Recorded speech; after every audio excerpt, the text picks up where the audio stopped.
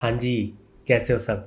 तो welcome back to our applied operating system की नई वीडियो में।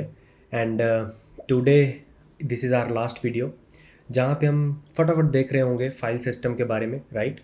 आप कोई भी ऑपरेटिंग सिस्टम यूज़ करते हो, लाइक विंडोज़ हो गया, लिनक्स हो गया, उनका सबका अपना अपना फाइल सिस्टम है, राइट? जैसे विंडोज़ का NTFS हो गया, राइट? डिस्ट्रीब्यूटेड फाइल सिस्टम भी आते हैं, बट हाँ। So today will talk about it, and ये बहुत बड़ा टॉपिक नहीं है, तो इसलिए मैं इसको छोटी सी वीडियो में कवर कर लूँगा। And after that our operating system is almost finished. I will say finished only, है ना? क्योंकि हमने इस प्लेलिस्ट में काफ़ी प्रोजेक्ट बनाए, मज़ा आया, और इन सारी वीडियोस के कंप्लीट कोर्स में मैंने कंपाइल करके प्लेलिस्ट में डाल दिया, राइट? आप प्लेलिस्ट में डाल जाना, वहाँ पे फुल कोर्सेज में जाना, तो आपको ये वाला ऑपरेटिंग सिस्टम को पूरा मिल जाएगा। Got it? तो फाइल सिस्टम फटाफट देख लेते हैं, थोड़ा सा आपको होमवर्क दूंगा और फिर अपना पूरा ऑपरेटिंग सिस्टम एंड होगा। और next course is gonna be applied databases, and वो जल्द ही आने वाला है। आपने वैसे अप्लाइड ऑपरेटिंग सिस्टम को उतना प्यार नहीं दिया है, but anyways will still know take databases our next course. तो फाइल सिस्टम के बारे में अगर देखें तो बेसिकली फाइल सिस्टम हमें चाहिए क्यों, right? So let's suppose 3 cases हम डिस्कस करते हैं। सो एक प्रोसेस रन हो रहा है, ठीक है। अब एक प्रोसेस जब रन हो रहा है, हो सकता है उसको ज़्यादा मेमोरी चाहिए हो, तो उसको हमने टैकल किया था using virtual memory, right? But अगर वर्चुअल मेमोरी भी लिमिटेड है, उससे और ज़्यादा मेमोरी चाहिए, तो एक ये प्रॉब्लम हो गई, कहाँ से दोगे मेमोरी? दूसरी चीज़ कि अगर एक प्रोसेस को स्टोर करना है इन्फॉर्मेशन ज़्यादा टाइम के लिए, जैसे आपको पता है मेन मेमोरी या रैम में कोई भी चीज़ आप स्टोर करते हो वो लंबे टाइम तक स्टोर नहीं रहती। जैसे ही आपका पीसी शटडाउन होता है, that memory is volatile memory, तो और वो मेमोरी वहाँ से फ्लश कर देगा जो भी स्टोर था, राइट?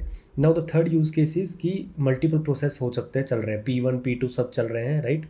एंड अब अगर एक प्रोसेस दूसरे प्रोसेस का कुछ एक्सेस करना चाहता है तो वो नहीं कर पाएगा। अब जो भी लोग हमारी अप्लाइड ऑपरेटिंग सिस्टम देख रहे हैं उनको पता होगा प्रोसेस आइसोलेशन नाम की चीज़।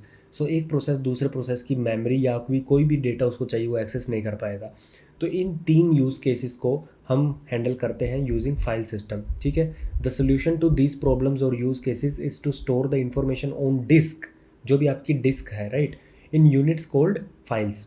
फाइल्स एक यूनिट है, जैसे आपको मेजर करने का यूनिट होता है मीटर सेंटीमीटर, वैसे ही इस इंफॉर्मेशन को डिस्क पे स्टोर किया जाता है, and the unit is file, right. ना दो तरह के पर्सपेक्टिव हैं। फर्स्ट ऑफ ऑल यूज़र, जैसे कि मैं अभी देख रहा हूँ अपने पीसी में, कोई भी फोल्डर देखता हूँ, फाइल देखता हूँ, वो काफ़ी एब्स्ट्रैक्ट है, काफ़ी इजी है मेरे लिए। So that's how file system interface is provided to the user, so that user अपना सब कुछ आराम से देख पाएँ और उनको ज़्यादा कुछ दिक्कत ना हो, पूरा नेम्स प्रोटेक्शन उनकी ऑलमोस्ट लाइक एब्स्ट्रैक्ट रहे, राइट। दूसरा डिज़ाइनर, जो फाइल सिस्टम डिज़ाइन करते हैं, बनाते हैं, right. For them it's like कितना ब्लॉक साइज़ होगा, डिस्क साइज, डिस्क पे कितना ब्लॉक साइज़ लेगा कोई फाइल, राइट।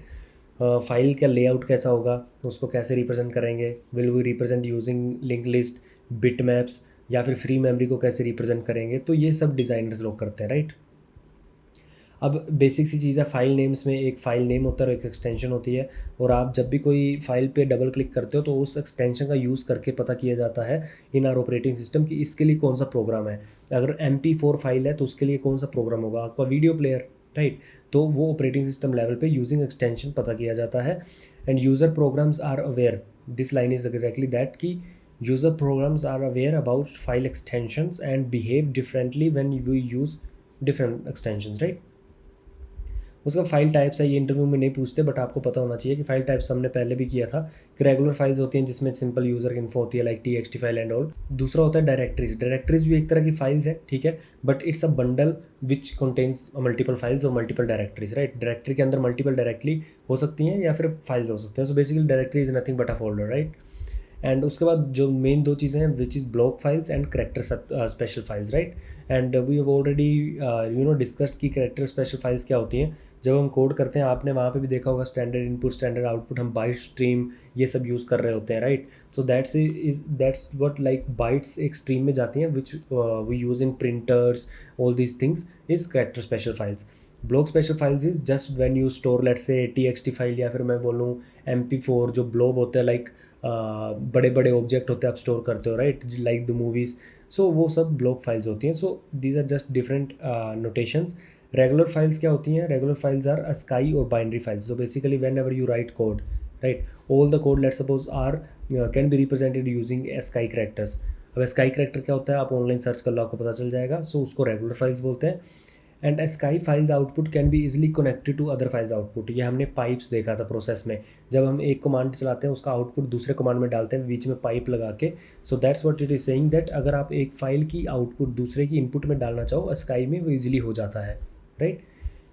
अब ये एक एग्जीक्यूटेबल फाइल और आर्काइव, दो तरह की फाइल्स का डिफरेंस बताया गया है, राइट।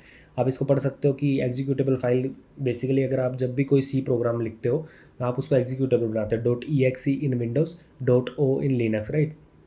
उसको आप चला पाते हो, right. So these executable files में क्या होता है, लाइक उसमें क्या लेआउट होता है, तो उस फाइल का एक header, this is the meta data, right, where we have header, right. So OS only execute a file if it has a proper structure. So OS को एक प्रॉपर स्ट्रक्चर चाहिए। आपको पता होगा कि .mp4 को अगर आप कन्वर्ट कर दोगे .mp4 में, ठीक है, MP3 को MP4 में कन्वर्ट कर दोगे तो ऑडियो टू वीडियो नहीं बन जाएगा वो, right. So it will still be an audio track का file, right. So the streams, the bit stream will represent the audio file only. So that's what it is saying, that is कि magic number क्या होता है, जैसे इस layout में कुछ कुछ नोटेशंस हैं, कुछ कुछ नंबर्स हैं जो चाहिए होते हैं किसी एग्जीक्यूटेबल फाइल के लिए, जैसे कि magic number if tells if file is executable और नॉट, बिट हो सकती है कुछ भी, text and data or program itself, जो भी आपके प्रोग्राम में लिखा हुआ है वो टेक्स्ट एंड डेटा लेआउट में जाएगा। These are loaded into the memory using relocation symbol table in debugging. So basically ये जब लोड होता है so you use relocation bits and symbol table is when you debug and executable, right. तो अगली वाली video में जब हम C++ पे कोर्स कर रहे होंगे, उस पर एक प्रोजेक्ट में काम कर रहे होंगे, वहाँ पे जब मैं डीबगर अटैच कर रहा हूँगा तो आपको पता चलेगा कि डीबगर एग्जीक्यूटेबल में अटैच होता है, राइट। जैसे GDB डीबगर हो गया, LLDB हो गया, ये सब। एंड आर्काइव फाइल का भी आप देख सकते हो, ठीक है। उसके बाद फाइल एक्सेस आता है। जिन लोगों ने भी हमारी प्लेलिस्ट को फॉलो किया उनको पता होगा, हमने फाइल एक्सेस देखा था, डिफरेंट डिफरेंट टाइप का एक्सेस होता है, right. So sequential files were used when data is to be read in sequence without skipping and data cannot be jumped over in this starting point is at the file start। So basically वो बोल रहा है कि file जब आप access करते हो, दो तरह के एक्सेस होते हैं। एक आप फाइल के बिल्कुल स्टार्ट से एक्सेस करते हो जो कि सीक्वेंशियल फाइल्स या करैक्टर फाइल्स में होता है, but now random access files जो कि आप अभी वाले ऑपरेटिंग सिस्टम उसमें सब में रैंडम एक्सेस फाइल्स यूज़ की होती हैं। व्हाट इज़ दैट इज़ कि they are convenient because file कैसे भी आप एक्सेस कर सकते हो, पूरी फाइल है उसके कहीं पे भी जाके आप एक अपना पॉइंटर रख के वहाँ से रीड करना शुरू कर सकते हो। So you can read the file from any given position which is called seek.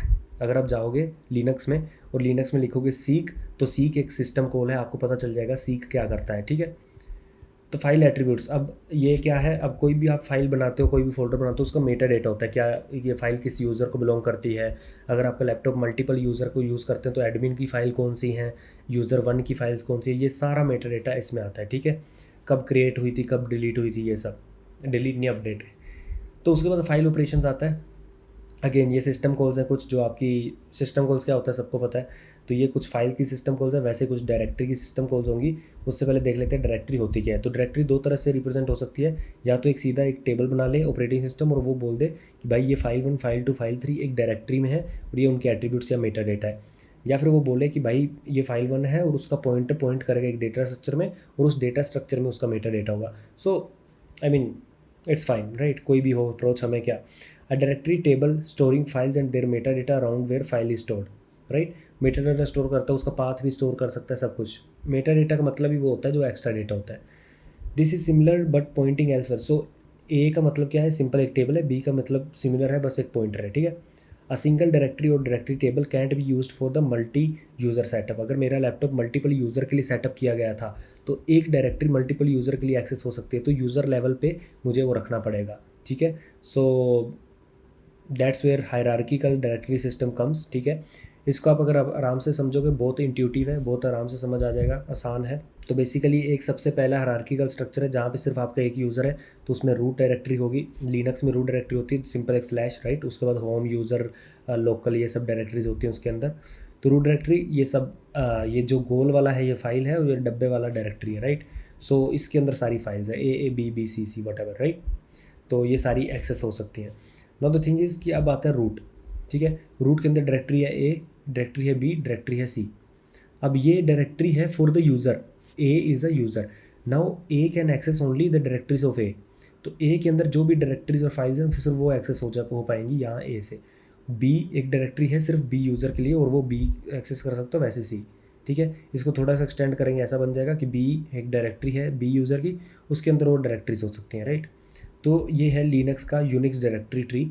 इसमें आप देख सकते हो ये रूट है बिन एटसेट्रा लिब यूज़र टेम्प, रूट में ये सारी डायरेक्टरीज होती हैं और ये डायरेक्टरीज आगे जाके एक्सपैंड होती हैं, ठीक है। लाइक डायरेक्टरी की सिस्टम को सेम ही होती है जैसी फाइल्स की होती हैं, create, delete, open, close etcetera. But there is one directory operation which we also use in make files to link files. So एक और एक्स्ट्रा की सिस्टम कॉल होती है विच इज़ लिंक डायरेक्टरी। तो लिंक डायरेक्टरी क्या करता है कि अगर आप एक डायरेक्टरी ए में हो, आपको किसी अलग ही डायरेक्टरी से एक फ़ाइल उठा के लानी है ए में, कॉपी करनी है, टेम्परेरी कॉपी, उसके लिए आप क्या करते हो, लिंक करते हो। आप मेक फाइल लिख रहे होंगे, जिन्होंने सी का क्रैश कोर्स किया है हमारा, उनको पता होगा मेक फाइल में हम लिंकिंग करते हैं। जब हम एक सी फाइल को एग्जीक्यूट करते हैं, उसको अगर उसको कोई लाइब्रेरी चाहिए और उसको वो फाइंड नहीं कर पाता, हम लिंक कर देते हैं। लिंक का मतलब होता है ये जो फाइल सी की रन हो रही है, ये वो वाली जो भी इसको लाइब्रेरी चाहिए उसको लिंक कर लेगा, मतलब अपने फोल्डर में ले आएगा। That's where linking directory comes, right. So linking is a technique that allows a file to be appeared in more than one directory, ठीक है। Opposite is unlink, so it will, आप देख सकते हो, ठीक है। Now this is interesting, not important from interview perspective, but just there is one thing which is master boot record, right? So basically disk हमने पहले भी देखा था, डिस्क कैसे डिवाइड होती है। डिस्क एक तवे के ऊपर तवा होता है, राइट, और हर एक जो आपका सर्कल होता है उसको सेक्टर्स और पार्टीशन में डिवाइड होता है, राइट। ये पार्टीशन है और इसका ये सेक्टर हो सकता है।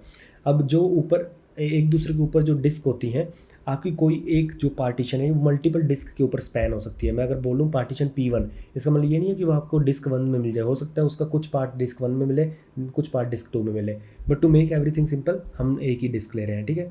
सो MBR का मतलब क्या होता है, MBR is a master boot record, ठीक है। जब भी आप बेसिकली PC स्टार्ट करते हो तो MBR is the program which is responsible to start stuff, right. So when computer boots, BIOS is a program which is embedded into our computer, loads and execute the code in MBR. MBR locates the first active partition. तो इसके पास partition है, सारी partition active नहीं होती।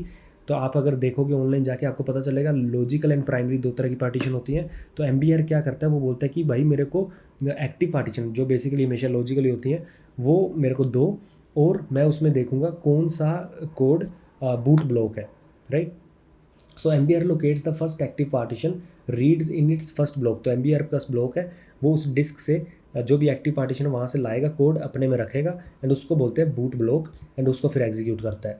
Then programme जो MBR में होता है, लोड द OS, ठीक है, फ्रॉम दैट पार्टीशन। अब MBR के अंदर जो प्रोग्राम है वो पूरा का पूरा ऑपरेटिंग सिस्टम भी एट द एंड है तो एक प्रोग्राम ही ना। तो MBR में जो भी कोड है वो अब ऑपरेटिंग सिस्टम को लोड करता है। So the BIOS can not start an OS from logical partition, so initial primary partition, okay, not logical, primary partition is required to load the code that manage local partition, logical partition, right? तो that is the thing. अब a possible file system layout क्या हो सकता है कि basically this is a partition where the first block is MBR record, right. उसके बाद कुछ बफर है, उसके बाद पूरी पूरी डिस्क पार्टीशन है। अब डिस्क पार्टीशन में क्या हो सकता है, बूट ब्लॉक, सुपर ब्लॉक, तो ये एक इंटायर डिस्क, एक डिस्क ली गई है, और inodes, root directory, file and directory, ये सब, राइट, ये एक डिस्क में हो सकता है। बट सबसे पहले MBR लोड होना चाहिए और एक्टिव पार्टीशन का बूट ब्लॉक यूज़ होता है। अब ये ब्लॉक ही रिस्पॉन्सिबल होता है to load operating system into itself and run it, right. And यही छोटी सी एक वीडियो थी around the last file system. And जो इंटरव्यूज़ में पूछा जाता है मैं चाहता हूँ कि वो आप खुद से करो, क्यों, क्योंकि मैं सब कुछ कराना नहीं चाहता इस वाले टॉपिक में, क्योंकि इतना आपने कर लिया कोर्स तो इतना तो आप आराम से कर लोगे, right. I want you to read yourself about inodes, layout, file system में क्या होता है, इंटरव्यूज़ के परस्पेक्टिव से यही इंपॉर्टेंट है। तो मिलते हैं डेटाबेस में, तब तक के लिए बाय बाय।